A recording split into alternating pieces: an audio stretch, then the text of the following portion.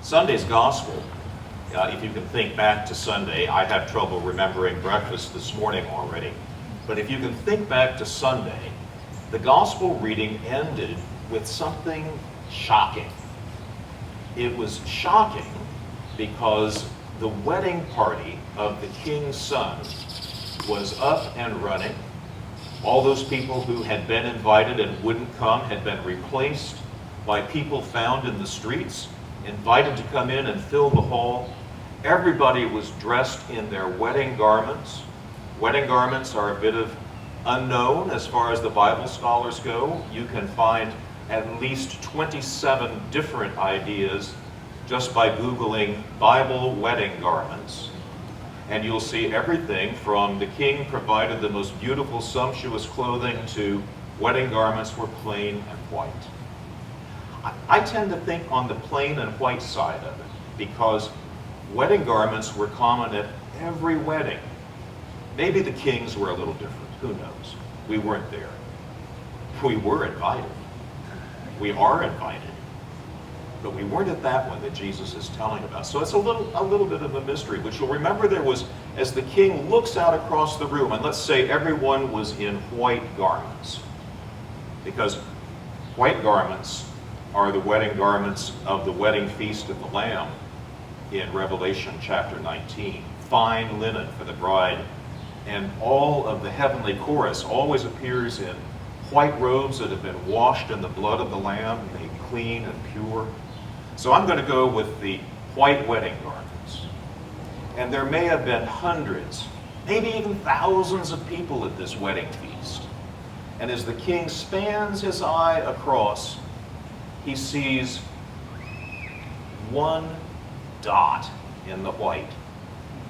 It's somebody who came in Bermuda shorts and tennis shoes and didn't put on the wedding garment. Either didn't bring his own or didn't take one from the stack provided for wedding guests and made himself a standout.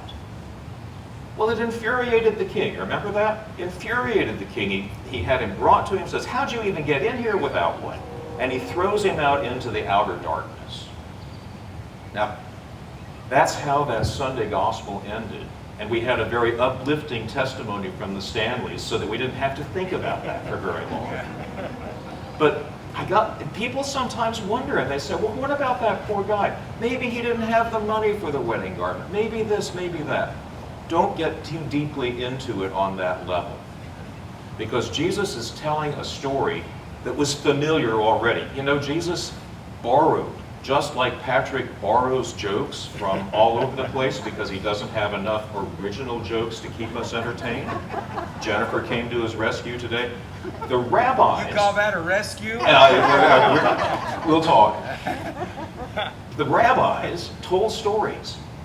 And the Bible commentator William Barclay assures me, without giving a source, but he knows his stuff, or he knew his stuff, he assured me that this particular story about wedding garments and kings was one of several that rabbis told in Jesus' day. So as a boy, Jesus may well have learned this story, and it was familiar. It's kind of like those proverbs that we heard or thought we could hear this morning. They're known. What wasn't known was this new and shocking ending that brings a word of judgment right into the middle of it. And that's the point. We don't need to be too sympathetic to the guy because the point is Jesus and his Father have expectations of us. We get invited. Remember the story on Sunday says, you come and you've got the good and the bad. Just everybody come on in, put on your wedding garments. But there comes a point in relationship with Jesus Christ and with his Father where authenticity comes into play. We've been talking about authenticity most of the month now. We'll continue to. It's a main theme for our consecration month. And authenticity in this case depends upon actually doing what putting on the wedding garment implies. All of the people who came to that party, all of the people at that wedding feast, were there in garments of purity, garments that indicated preparation and care and respect for the host of the party. And one didn't measure up. Do you think there might have been other people in that wedding room wearing white garments who had other issues that were unresolved?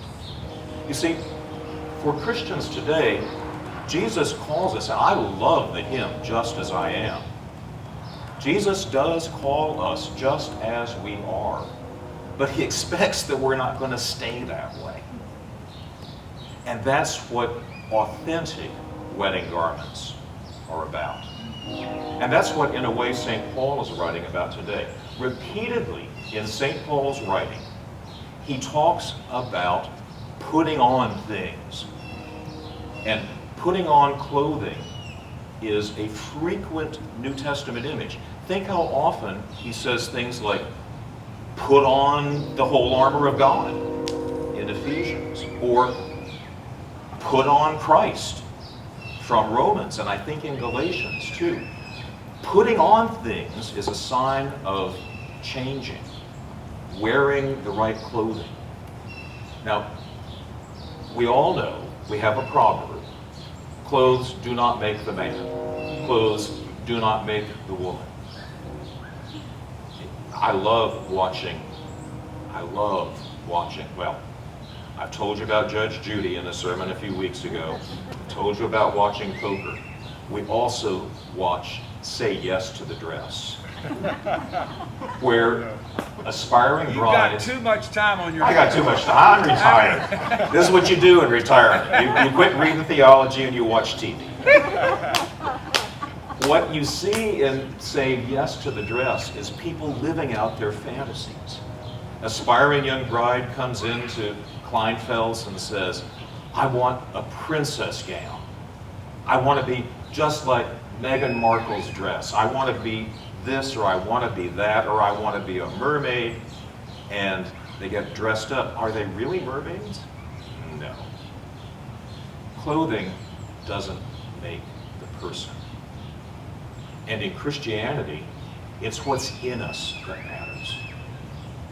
And Jesus' call to us is to put on a permanent wedding garment that has to do with the change of becoming authentically part of his party. Authentically part of his wedding feast, which is what we do every time we come to the altar together. And St. Paul's advice at the end of Philippians is a kind of roadmap to Christian authenticity. It's a roadmap to putting on a garment that is Jesus Christ.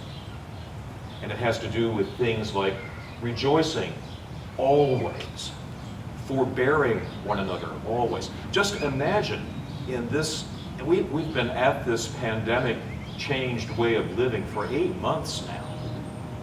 Imagine what it would be like if Jesus Christ could look out across his gathered people and see nothing but faces that rejoice.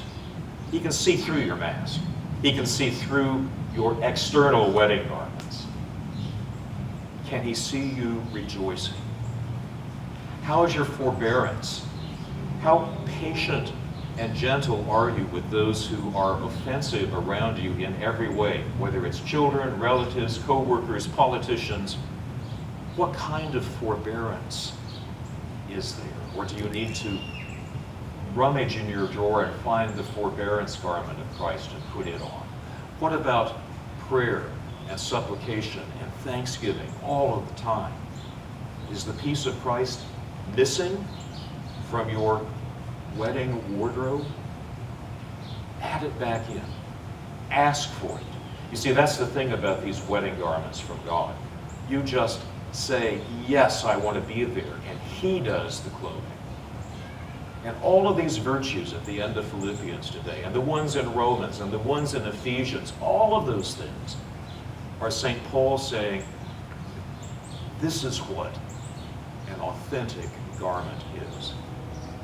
Just as I am, yes, Stay this way? No. Start one way and strive for authenticity. Amen. Amen. Amen.